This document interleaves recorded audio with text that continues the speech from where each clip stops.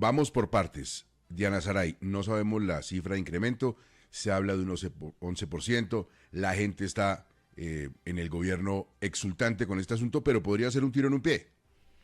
Claro, Gustavo, y podría plantear una contradicción para el mismo gobierno, porque como usted lo dice, desde el gobierno están muy felices anunciando que este salario mínimo, inclusive se lo digo, Gustavo, dicen que será histórico porque va a envolver todo este concepto del que habló ayer el presidente de salario vital para una familia. No se sabe de cuánto será esa cifra, pero lo que sí se sabe, Gustavo, es que lo que pues que se determine, en eso tienen que subir también los salarios de los empleados del gobierno nacional. Usted sabe que el principal empleador del país es el Estado. Cerca de 1.4 millones de empleos en Colombia los genera precisamente el gobierno, el Estado colombiano. Y recordemos también que la mayoría de gasto público se está dando por estos gastos de funcionamiento. Si el Estado colombiano sube el salario mínimo en esta proporción que estamos esperando los colombianos va a ser muy alta, pues también va a subir en eso el gasto público, va a subir en eso los gastos que tienen que ver con empleos en el gobierno nacional y que estén determinados por este incremento del salario mínimo. Mire, el Estado colombiano, Gustavo, paga cada año entre 140 y 160 billones de pesos en salarios y en prestaciones a sus empleados públicos. ¿Qué quiere decir esto? Pues que si hay un incremento exagerado, pues va a haber también un incremento exagerado en estos gastos de empleo del gobierno. ¿Y esto qué significará?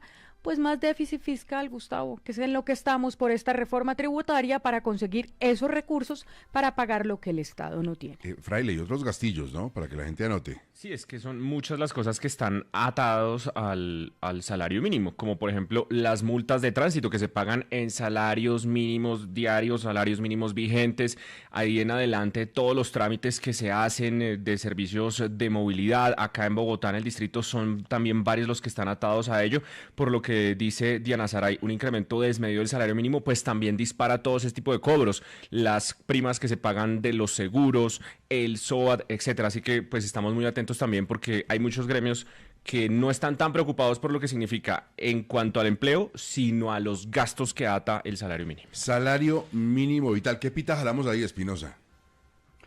Gustavo, yo sí tengo unas cifras de esto, que son las cifras que se publicaron y creo que nos dimos poca cuenta todos en la discusión del salario mínimo por allá en noviembre. Hay un artículo de don Fabio Arias, que entiendo que ahora es candidato al Congreso, que mencionaba precisamente este asunto del estudio de la OIT sobre el salario mínimo vital. Y lo que dice él es que según la OIT, la Organización Internacional del Trabajo, pues el salario mínimo en Colombia no es nada vital. Esas cifras son más o menos las siguientes, Gustavo. Usted necesita, un adulto requiere 2.856 calorías al día. Eso equivale a 394.000 pesos mensuales. Si usted tiene un hogar de 4 personas, que es como hacen el cálculo en promedio, eso da 1.288.000 solo en alimentación. Usted le tiene que sumar vivienda digna, 711.000 pesos por hogar. Y ahí hay otros gastos como salud, educación, transporte y comunicaciones. Conclusión, el salario mínimo vital para una familia de 4 es de 2.982.000 pesos. Pero la OIT estima, por eso es importante este punto que el presidente mencionó, que en Colombia, en un hogar de 4 personas, hay 1,5 asalariados. De manera que el salario mínimo neto vital por trabajador es de 1.988.640 pesos. Y el vital bruto, cuando usted le incrementa, supongo que con esto se refieren a transporte, 2.147.000 pesos. Si esto es lo que el presidente va a tener en cuenta, calculemos en 2 millones de pesos. Hoy el salario mínimo es de 1.400.000 sin incluir el transporte. Yo creo que esta cifra es en la que el presidente está pensando, porque es de lo que está hablando, y de lo que está hablando son estas cifras que le acabo de dar. Vamos a ver con qué nos sorprende el señor presidente de la República a través de un decreto. Volvamos al escenario de la emergencia económica. La Corte no va a citar, la Corte Constitucional, a sala extraordinaria. Nos tocó, María Fernanda, esperar hasta enero.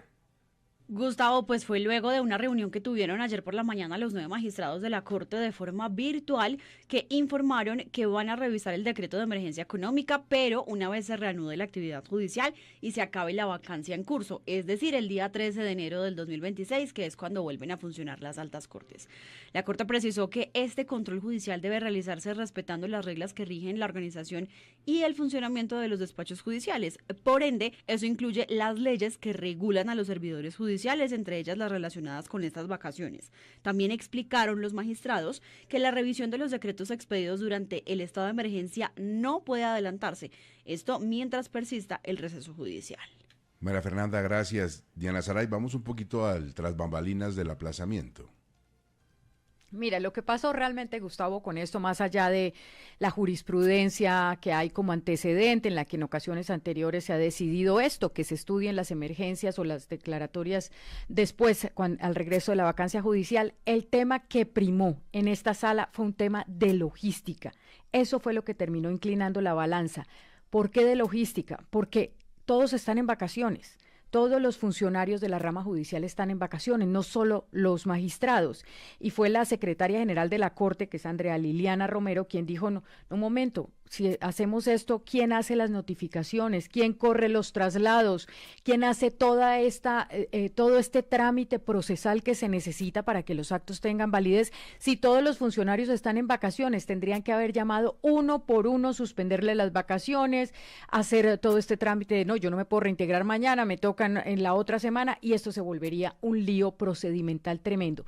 Por eso dijeron que lo mejor era que dejaran el tema ahí por esta cuestión de logística, que retomaran cuando regrese la vacancia judicial. Ahora, Gustavo, con este antecedente, pues se abre una puerta bastante peligrosa de la que pues me hablaban los expertos.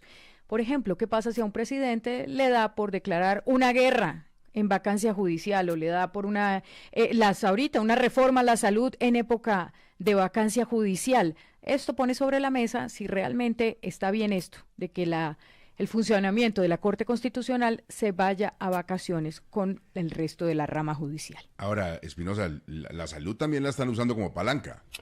Sí, Gustavo, en el decreto de la emergencia económica, el presidente y el gobierno ha sido muy claro en decir que de la plata de esta emergencia económica dependerá en buena medida cumplir la orden que le dio al gobierno la Corte Constitucional con la UPC. De hecho, mencionan específicamente la UPC, y el presidente Petro en la locución lo que dijo es que en efecto el presupuesto de salud del 2026 va a ser el más alto de la historia y que se va a financiar vía decreto de emergencia económica.